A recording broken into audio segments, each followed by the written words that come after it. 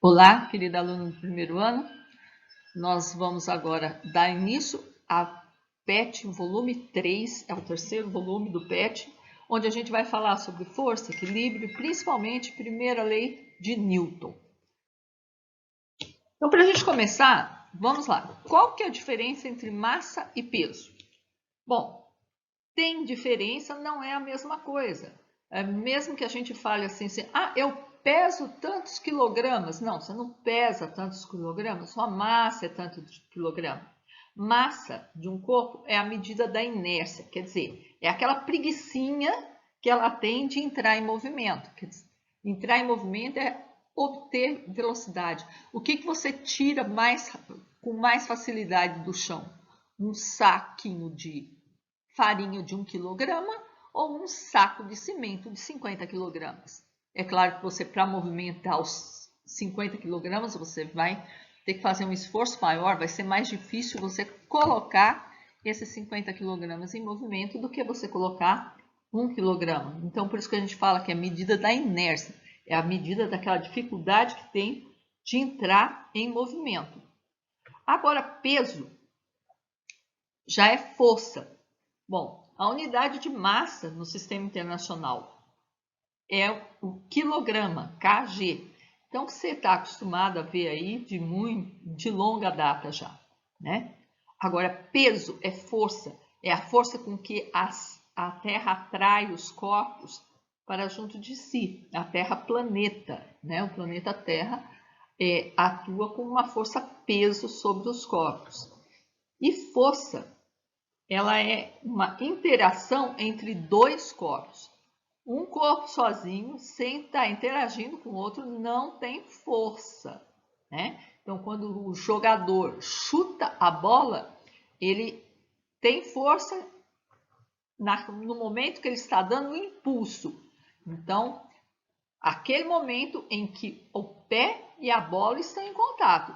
Passou disso, saiu a bola do pé do jogador, ela não tem mais força, ela ficou com um impulso, não força, tá? Então, não podemos confundir massa e peso. Por que acontece essa confusão? Força, a gente já falou que é a interação entre dois corpos, e a força, ela altera o estado de movimento, ou ela provoca uma deformação.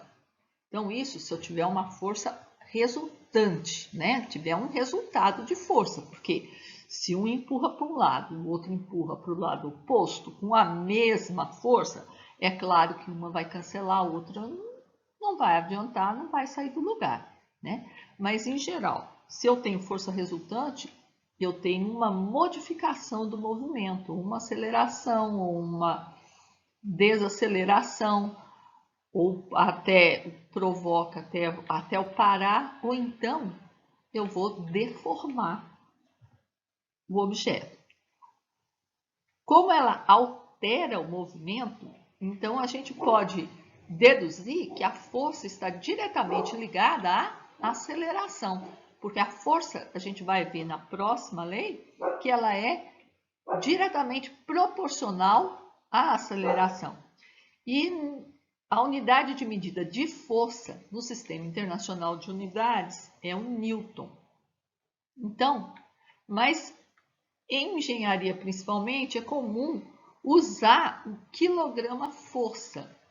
E é onde sai a confusão entre massa e peso.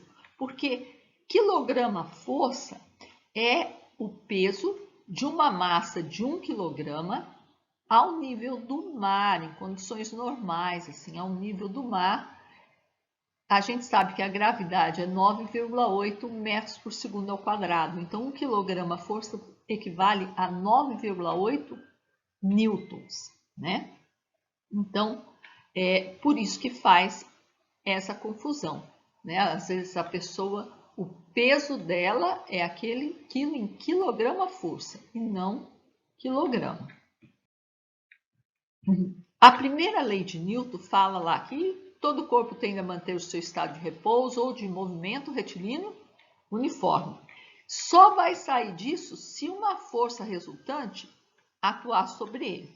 Então, essa lei é a lei do repouso ou do movimento retilíneo uniforme. Então, é uma situação em que eu não tenho força resultante sobre o corpo. A soma de todas as forças que agem sobre um corpo que está onde está reinando a primeira lei de Newton é zero, é nula. Para que eu tenha equilíbrio, a condição de equilíbrio dos corpos, para ele estar paradinho, quietinho, em completo e absoluto repouso, é que uma das condições é que a força resultante seja igual a zero.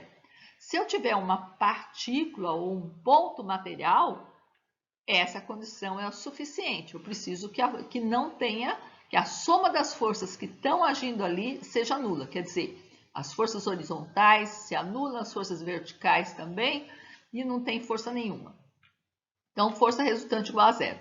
Mas para corpo extenso, não tem na apostila, né? Mas é bom a gente já dar uma ressaltada, que eu preciso também que a soma dos torques, o torque total, seja nulo, também seja zero, né? O torque também é conhecido como momento da força, né? Então, a soma dos momentos tem que ser também zero.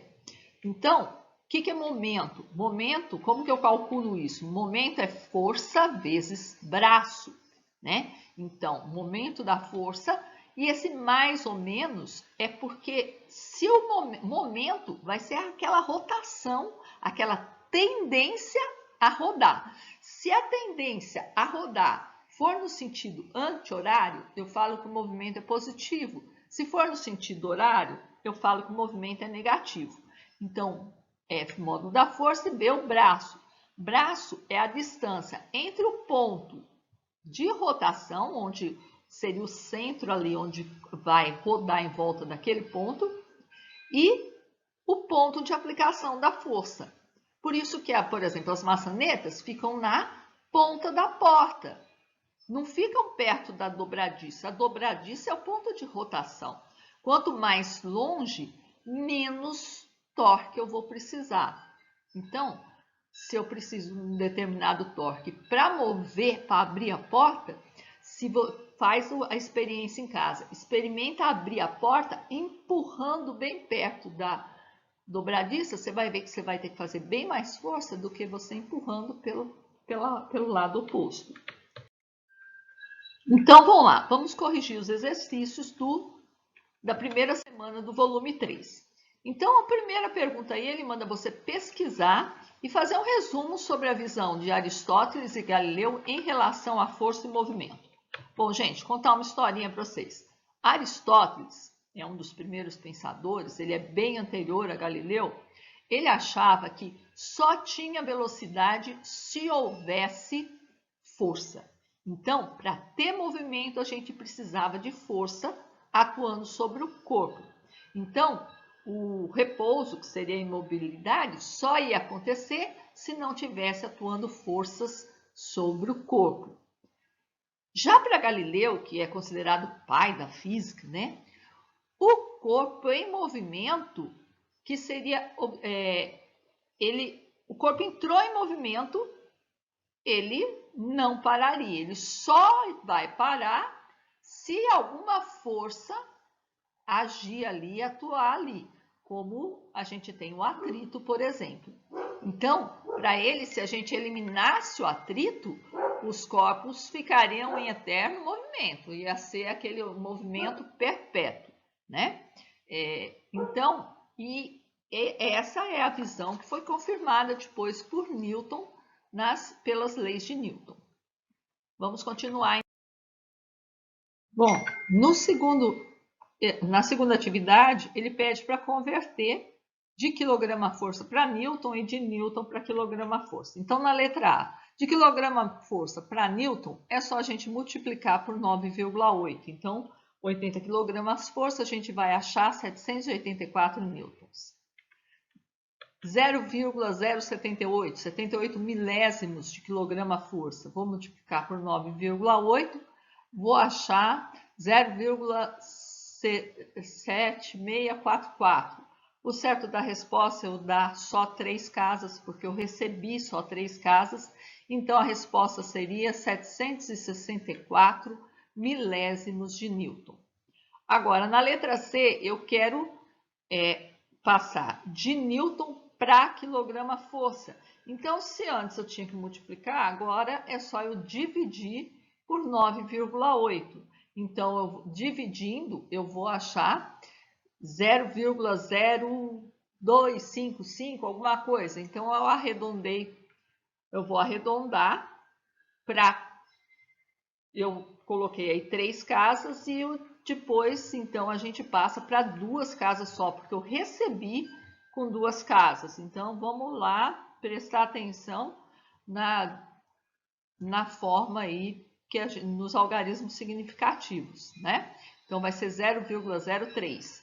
E 50 mil newtons para quilograma-força. Vou dividir por 0,8, 9,8, desculpa, e vou achar 5.102,04, alguma coisa errada aí. Então, vou arredondar, como não tem casa depois da vírgula. Eu vou mas eu tenho 5 algarismos significativos, eu vou devolver com 5 algarismos significativos, né? Então, 5.102 quilogramas-força.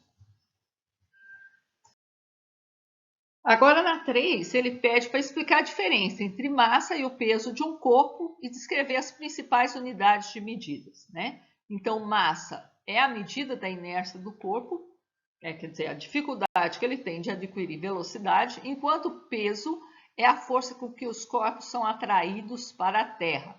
A unidade de massa no Sistema Internacional de Unidades é o quilograma, e do peso, que é uma força, no Sistema Internacional é o Newton. Depois, na 4ª questão, ele fala, considerando o princípio da inércia descrito pela primeira lei de Newton, explique como podemos interpretar o fato de um disco de hóquei em um treinamento deslizar sobre o gelo até parar após percorrer grande parte da quadra. Então, o que acontece? Ali na superfície do gelo, a gente quase não tem atrito.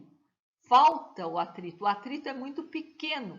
Por isso que o disco vai deslizar um movimento praticamente uniforme, né? Então, é comum essas mesas para fazer simulação de movimento uniforme, geralmente é feita, inclusive, com gelo seco, né? Então, praticamente fica em movimento retilíneo uniforme o disco. Por isso que é a primeira lei de Newton ali operando. E na última, um automóvel se desloca em uma estrada horizontal em movimento retilíneo uniforme. O motor exerce uma força de propulsão F igual a 1.600 N. Qual o valor resultante das forças que atuam no automóvel? Olha, se ele está em movimento retilíneo uniforme, ele não tem aceleração. Se ele não tem aceleração, a força resultante é nula, não tem força resultante. Mas existe uma força de propulsão.